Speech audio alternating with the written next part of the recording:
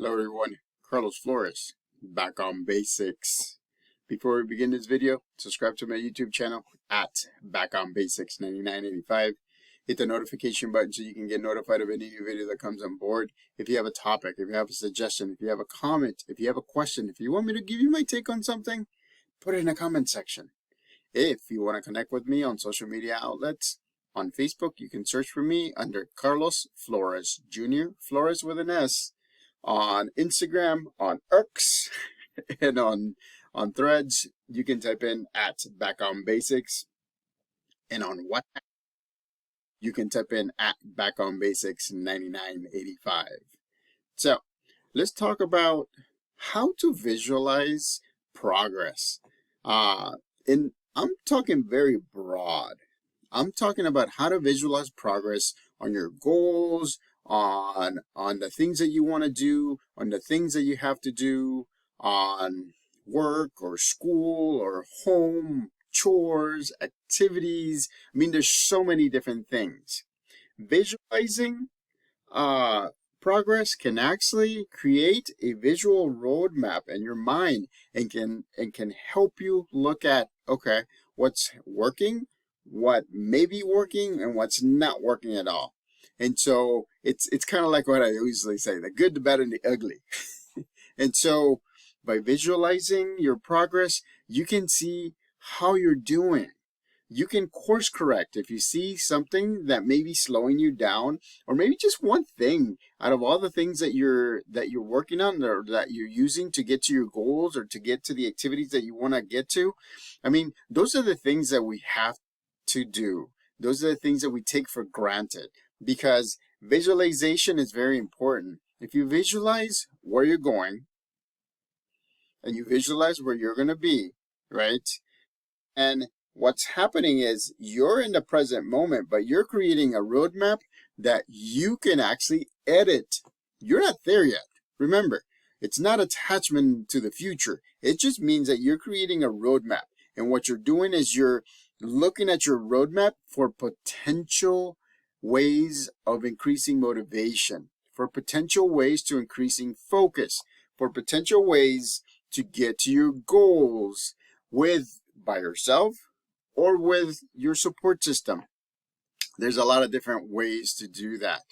Remember what I've told you.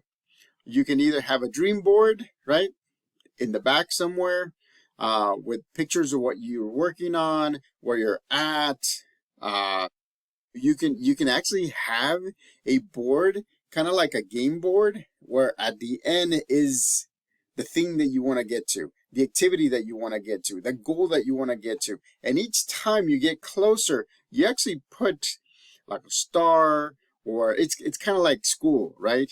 Or a sticker, or you can write your progress. I mean, those things, even though they seem like they're kind of easy to do, actually help visualize your progress, because you can see it visually in the vision board. You can see it visually also on your phone and the to-dos.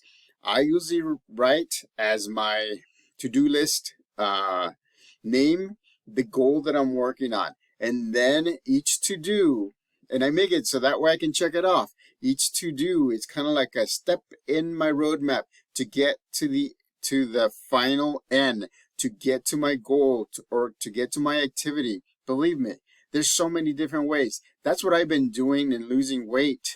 I've been telling you, haven't I been telling you, right?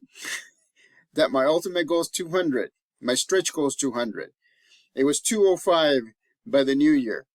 Here we are with the new year. So what did I do? I took my own advice. I moved all of the motivation and focus that I've had from 2024 on my weight loss and healthy goals, and I just kept on going.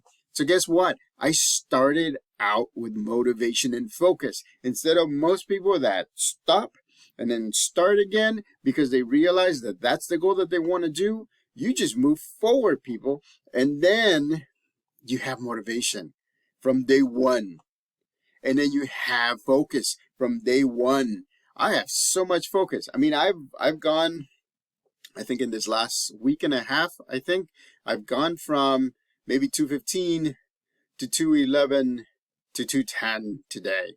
And so, and I think I was going between 211 and 210 yesterday, as a matter of fact. So I'm visualizing my progress. I'm making sure that my mind is so sharp and focused, right? That's the reason why I do, and I did earlier on, I did some movement, right? I did physical activity so I can sharpen my mind. So my mind can be sharp by the time I get to do this video. My mind was sharp when I did the two shorts, the Spanish and the English, on here in this channel. When I did my micro short in on Instagram on the same topic. And so again, right? Focus. And it's like, you know, once you see it, once you have seen the success of visualizing your goals, visualizing wherever you want to get to, visualizing a conversation with your boss, visualizing, but again, it's just visualizing. It doesn't mean that it has come true. What you're doing is you're just creating a roadmap, and then you're adjusting, because there's a big difference between that and actually playing it over and over and over again, like I used to do when I was a teenager. And then by the time I got to school or somewhere, and I wanted to have that conversation, my mind had already processed it out, because it thought that while I was role playing it over and over and over again, that I was gonna get, I already had done it. Remember, your mind is very interesting. And so by visualizing, remember, you're creating a roadmap. It doesn't mean that it's going to get to that point, but it means that now you have the ability to look and say, okay, I see it. Oh, I need to change this. Or you can ask your support system and say, can you look from your perspective and tell me what I need to do? Because I do. I need you to help me, and I need to do something. So again, what other ways can you visualize? Write on a journal, on a notebook. If you write on a notebook or if you write in a journal, you'll be able to get to where you want to get to. You'll have it written down. Your mind is not going to, it's going to process it, but it's going to be there. It's going to be, you can always go back to that one. If you visualize it, you can also, you can also attach it. And that's one of the things that I haven't talked about yet. But you can also attach it to certain things. Like I can attach something that I want to remember to a sound, or to a smell, or to a taste, or other things that are connected to, my senses. Either see, or hear, or speak, or touch, or anything. And you can actually do that. That's the reason why some of the memories that you come out a lot more than others, it's because they're attached to something that really means something to you. Like, for example, a song that at the point that something happened, or you did something, or you didn't do something, that song must have been playing, could be playing, or you can be remembering a song, and then that song and that memory attach.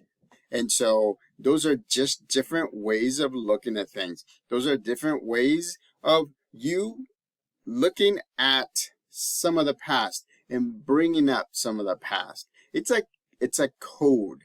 I mean, a code will click with that memory, and that's how you'll be able to bring it out. Some people say that if you do a mnemonic is kind of like, again, you can use your senses, you can use a word, you can use something, and you practice it to bring it out. And then if you bring it out, once you bring it out, then you're able to get to that memory faster. The more you do it, the faster we'll get to. So again, there are many things that need to be done. There's many things that need to motivate you. So again, visualize yourself. Visualize your progress. Because if you visualize your progress, you'll get to where you want to get to.